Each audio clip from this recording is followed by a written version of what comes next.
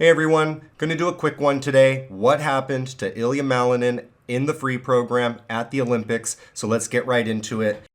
First thing that I noticed right here, I saw this pointed out by Kurt Browning and Scott Hamilton as well. He had a little bit of a tight landing at the very beginning of his opening quad flip. And I also just noticed you can just get into his mindset a little bit right here. Already rushing it. Not a whole lot of extension right there. Not that he has a lot normally, but just even less than normal. You can kind of see that he was already thinking next jump. And that's a big jump. It's the quad axel. So here he is. He does a rocker into his back crossover pattern going into this. Another little minor thing, but you just see a little bit of a stumble right here. Again, just kind of seeing not into the ice as much as he normally is. Quad axel attempt right here. You can see the left shoulder's way out of his axis of his left leg. He has this type of a takeoff normally. Here he is at Grand Prix final, and it's very similar, but you can just see a little bit more isolated with that left shoulder. I think that difference right there is what spooked him and probably led to him singling it. Again, just a little bit ahead of himself, and that little bit of difference when you're ahead of yourself like this is catastrophic in skating. Quick comparison, here is gold medal winner Mikhail Chidorov. Really more a compact triple axel right here. You can see way over his left side.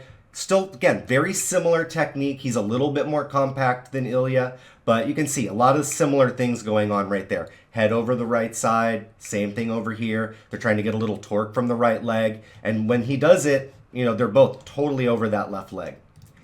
Next thing I noticed on the loop, this spooked me when he went into it a little bit. I see him a little too far back on the blade right here. It's really hard to tell and it's just speculating, but that's just what I felt I saw on the broadcast. Here's the difference. You can just kind of see the interaction with the ice here. Very similar, but just slightly more over when he does a successful one at the Grand Prix final.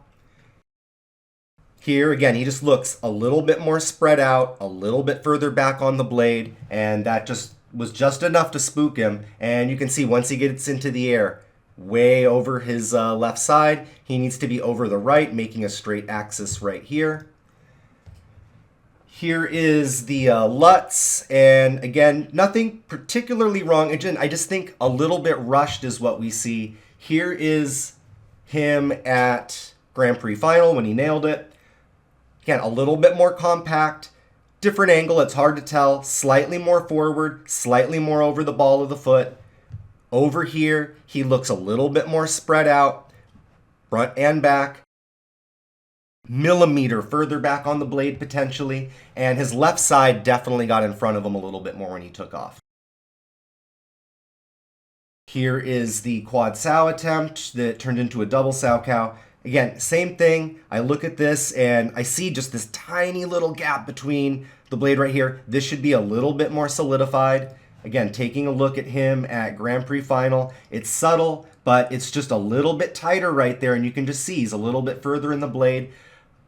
I also felt ever so slightly more stretched out right there, which again, leads me to believe that he was feeling a little ahead of himself. He was trying to force it to happen when he needed to let his technique take over.